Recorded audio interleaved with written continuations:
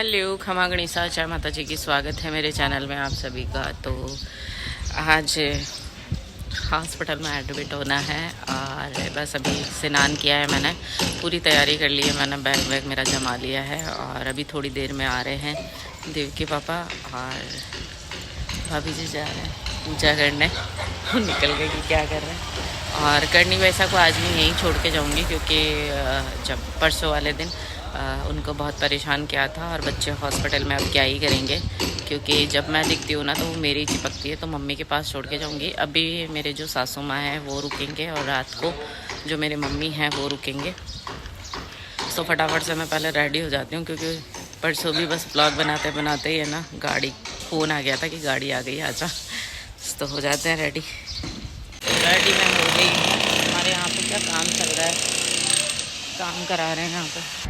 तो ये आ गई हमारी गाड़ी।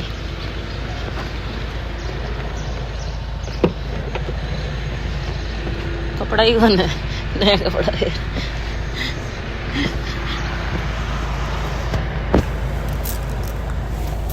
अच्छा मम्मी और गट है मेरे टॉफी लिया ना, ठीक कह रहेगी बिन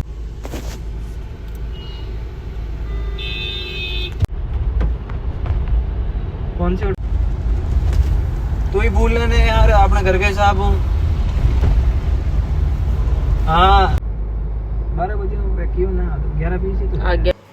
तो काफ़ी लोगों के कमेंट्स थे कि जीजा ये हॉस्पिटल कहाँ पे है, तो मैं आपको बता दूँ ये Pratap Nagar 11 sector India gate के जस्ट सामने आप सीधे सीधे आओगे ना तो ये ब्रिज जाएगा जो गंदे नाले का है, द्रौपदी नदी जिसको बोलते हैं। ये नारायण हरदयाल के सामने है, प्राइवेट हॉस्पिटल है उसके सामने है। हॉस्पिटल का नाम है RHUS CMS हॉस्पिटल है, मेडिकल कॉलेज है। और यहाँ पे है ना बहुत बड़े बड़े डॉक्टर्स और साफ़ सफाई के मामले में, स्टाफ के मामले में बहुत अच्छे हैं, संभालने आपको बहुत अच्छे तरीके से आएंगे, ट्रीट बहुत अच्छा करेंगे। मुझे बहुत अच्छा लगा बेसिकली है। मैं बना गाड़ी खड़ी करके आ रहे हैं, नीचे से जाना पड़ेगा। ऐसा लग रहा है कि मैं कल आज मैं एडमिट होंगी और मेरा मतलब ऑपरेशन होगा कल। लग रहा है क्या मेरे रिंकू ने भी टोक दिया कि यार गजब है ना, तैयार है यार होके जाना। मैंने कि पता नहीं, समय का कोई पता नहीं, वापस आए या ना आए। तो हमारी बारी आ गई है भर्ती होने की। तो ये जो काउंटर है भर्ती होने का है, यहाँ पे आपकी जितने भी कागज़ वगैरह रिपोर्ट्स वगैरह दी जाते हैं और उसके बाद में आपको भर्ती किया जाता है, पूछा जाता है एज, नाम जो भी होता है। और ये है नीचे का जो ग्राउंड फ्लोर है वो, जहाँ पे बहुत भीड़ रहती है, ऊपर वाले फ्लोर में इतनी भीड़ नहीं है। तो एडमिट कर लिया है मैंने, खिड़की वाला है ना यहाँ पास वाला बेड लिया है, लास्ट वाला। और वही वाला सीन हो गया क्योंकि ये जो डॉक्टर्स अपनी भाषा में बात करते हैं ना तो समझ में और नहीं आता, मतलब हम भी खुद ही कर लेते हैं। आज भर्ती किया है, कल वो जो बताया था ना मैंने 7 दिन में रिपोर्ट आएगी तो वो होगा। वो आ गए, ये हमारी बहुत हेल्प कर रहे हैं, सही बताओ ना। क्या नीतू भवन राजावत मंजू जी की बहू है, मंजू बुआ जी की बहू। यूट्यूब पे सर्च बताओ एक ये यहाँ पे आएगा, यहाँ पे मतलब इन्होंने सर्च किया है। ये देखो कहाँ गया, ये रहा नीतू सिंह मधु मंजू बुआ की बहू। ऐसे नाम नहीं समझ में आया था, है ना, कर दिया। मैंने तभी मम्मी को बोला था लिंक भेज दो उनको, आ जाएगा। फिर आ गया। अच्छा हाँ हाँ हाँ हाँ, और इनके हेड है जो उसके ऑफिस में। अच्छा अच्छा, तो अब क्या बोले? अब सोनोग्राफी ECG मतलब सब जांच तो सब हो गई। हाँ हाँ, अब ये कह रहा है कि मैं जांचों से ज़्यादा बायोप्सी करूँ, उससे पता करें। अच्छा अच्छा, आज बायोप्सी करें। अच्छा, इनकी नहीं है पता नहीं मुझे। फिर इसके बाद में होगा अगर इसके बाद में क्या आती है। अच्छा अच्छा, हाँ नहीं सही है। अब देखो आपने उस टाइम नहीं करवाई तो अब जाके प्रॉब्लम हो रही है ना। वो कहती है ना कोई दिक्कत ही नहीं। मैंने तो 5-6 डॉक्टर को दिखाया आंटी, 5-6 डॉक्टर को। मेरे जो दादी सा है ना, उन्होंने भी ऐसे ही लापरवाही कर दी। 6,000 की 8,000 की सोनोग्राफी सब हो गई। मेरे दादी तो मेरा एक और मतलब तीसरी बार खून निकल रहा है।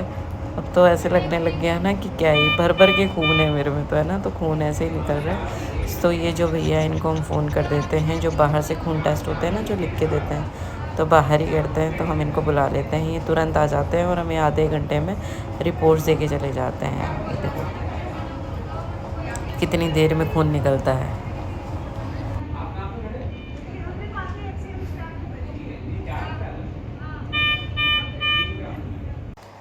तो मम्मी गए थे बाहर 4 बजे, यहाँ मेरा दिमाग ख़राब हो रहा था। तो और भी जितने भी डॉक्टर्स हैं तो बनाने भेजा कि एक बार जाके बाहर बात करके आओ। तो इसी पे भी बना फ़ोन पे बात कर रहे थे, डिस्कस चल रहा था।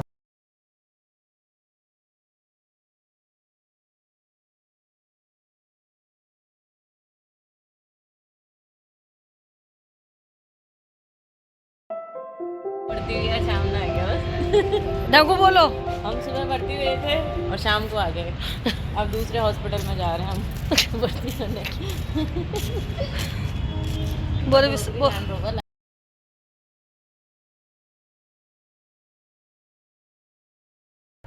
तो जैसा कि आपने लास्ट में देखा, मैं घर आ चुकी हूँ। बिल्कुल मैं एडमिट हो गई थी, सारे प्रोसेस हो रहे थे और शाम को मतलब मेरा ऐसे ही पता नहीं बीपी लो हो गया, डाउन हो गया, जो भी है, कि मुझे नहीं अभी कुछ नहीं कराना है। और मैं मेरी जिद से फिर वापस घर पे आ चुकी हूँ। कल मतलब एक क्या है ना, अपन समझ में नहीं आता है डॉक्टर क्या बात करते हैं और अपन सुन कुछ और जाते हैं और खुद का कर लेते हैं। तो मैंने आपको पहले वाले जो ब्लॉग है उसमें बताया था कि मेरी एक जो मेन रिपोर्ट है वो जाएगी। फिर परसों के दिन पता नहीं क्या बात हुई, मतलब हमने अपने तरफ से कोई बात मतलब कि ऑपरेशन होगा, ऑपरेशन जो आज मतलब जो जाता है ना, रिपोर्ट जाती है, सैंपल जाता है, तो उसके लिए मुझे आज एडमिट किया था और वो कल हो जाता आपका जो सैंपल है। फिर 7 दिन बाद में जो भी प्रोसेस होता है कि आपका ऑपरेशन होगा या ना होगा, मतलब ऐसा है कि वो गांठ का जो टुकड़ा होता है ना, वो चेक होने जाता है कि ये नॉर्मल है, तो उसके अकॉर्डिंग मतलब ऑपरेशन करते हैं डॉक्टर साहब। ऑपरेशन तो करना ही होता है क्योंकि जो आज डॉक्टर आए थे तो उन्होंने बोला था कि ऐसे वैसे। तो मेरा एक तो है ना, मतलब बच्चों का भी ऑपरेशन हो रखा है, तो फिर उन्होंने यूट्रस निकालने का ही कहा था, पर उन्होंने बोला था कि 7-10 मतलब 15 दिन का प्रोसेस था, लेट हो जाएगा ये। और आधा मैं टेंशन में वहाँ के पेशेंटों को देख देख के हो गई थी, आधी तो बीपी ऐसे लो कर लिया था मैंने, और मतलब कुछ समझ में नहीं आया। और एकदम से 2 ही सेकंड में प्लान चेंज हुआ कि मेरे को यहाँ से डिस्चार्ज होना। फिर क्या है ना, वो ज़िद्दी ऐसी आ जाती ना, फिर बना भी तुरंत आ गए, मतलब वो उनके फ्रेंड वगैरह आए हुए थे, मतलब मेरे देवर वगैरह सब आए हुए थे मुझे पूछने के लिए कि भाभी सा एडमिट है। तो फिर वो उन्होंने बोला कि भाभी सा पूरी तरह से प्रिपेयर्ड नहीं है और इनको रेस्ट की ज़रूरत है, इनको कंसल्ट करने दो, 2-3 दिन और दो, उसके बाद में जो भी होगा। तो मैम ने समझाया भी कि बेटा अभी सिर्फ जो सैंपल है वो लिया जाएगा, मीन कि अभी मुझे कोई सैंपल कुछ नहीं लेना है, मुझे आप डिस्चार्ज कर दो। तो डिस्चार्ज तभी होते हैं जब अपने खुद की ज़िम्मेदारी से आते हैं। तो वहाँ पे बड़े बड़े अक्षरों में मैं लिख के आई हूँ कि मैं खुद की ज़िम्मेदारी से मैं हॉस्पिटल से डिस्चार्ज हो रही हूँ। और मैं सही बताऊँ ना, मेरा बस हो गया ऐसे दिमाग ख़राब वहाँ के पेशेंटों को दे के।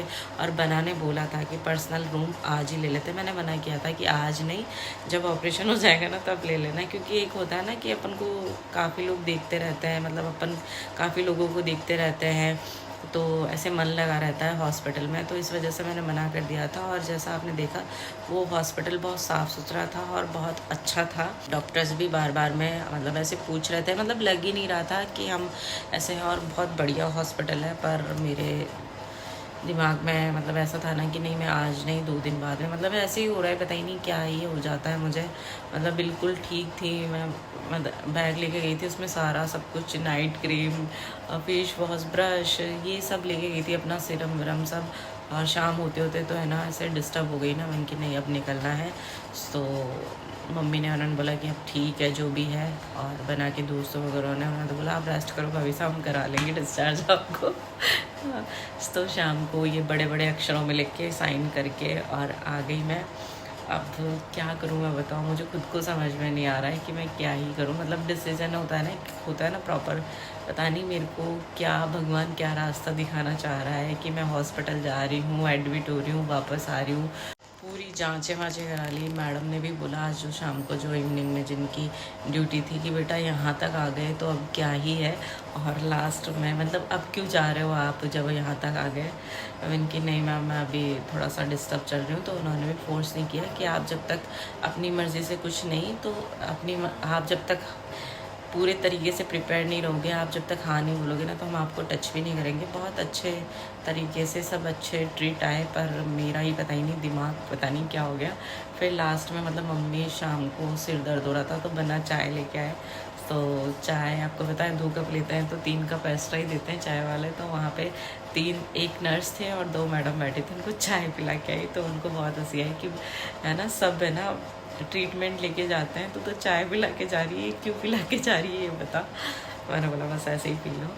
तो बस ऐसे ही हंसते वसते ऐसे ही आ गई। मतलब समझ में नहीं आ रहा, मैं बिल्कुल ऐसे हो रही हूँ, पता ही नहीं क्या ही हो रहा है। मतलब समझ में नहीं आ रहा क्या होगा लास्ट में।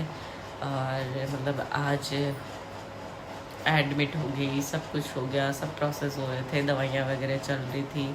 एक जो आपने देखा लास्ट वाला जो आज फिर खून निकाल के ले गए मेरा, तो वो रिपोर्ट भी आ गई थी आधे घंटे में। और एक जो लास्ट था वो हो जाता तो समझ में नहीं आ रहा। मतलब मैं कभी है ना इन सब चीज़ों से कभी नहीं डरती थी, पर अब पता नहीं क्या ही मतलब दिमाग में ऐसे डर भी नहीं लग रहा। पता नहीं ऐसा लगता है कि नहीं मैं जाऊंगी ना तो मैं पता ही नहीं वापस आऊँगी नहीं आऊँगी। मतलब मरने से भी नहीं लग रहा है ऐसे नहीं, पर पता ही नहीं मुझे ऐसे अंदर से ऐसे होता है ना फील सा, कोई भगवान ही पता नहीं आके बोल रहा है क्या, समझ में नहीं आ रहा है मुझे। तो बस ऐसी हंसी भी आ रही है मुझे कि मैं ना कुछ डिसीज़न, कुछ एक स्थिर जो होता है ना माइंड सेट करके दोनों के कभी उनके चढ़ती है तो कभी मेरे चढ़ती है। तो सुबह उनको ऐसा था कि नहीं यहाँ नहीं करवाना है, उनका दिमाग ख़राब हो गया था कि है ना रिपोर्ट जांच के लिए जाते हैं तो थोड़ा टेंशन हो जाता है। फिर मैंने समझाया कि देखो प्रोसेस तो यही होता है गवर्नमेंट हॉस्पिटल में कि पहले आपकी जो सैंपल है वो जाता है, वहाँ पे पता चलता है कि कौन सी है, क्या बीमारी है, ये नॉर्मल है कि और किसी चीज़ की। उसके बाद में उसके अकॉर्डिंग डॉक्टर ऑपरेशन करते हैं। उनको ठंडा किया और मैं भी दिन तक ठंडा थी। फिर मेरे को पता नहीं क्या हो गया, मैंने बोला मेरे को तो नहीं करवाना। और जो पास में जो मैंने उनका वो जो बातें कर रहे थे ना, वो बहुत मतलब इतना टच हो गए थे ना मेरे 2-3 घंटे में कि आपको मैं क्या ही बोलूँ। बहुत तो रोए और मैं प्रणाम करके आई उनको। और मैंने बोला आप मेरी याद आ जाए ना आपको तो ब्लॉग देख लेना।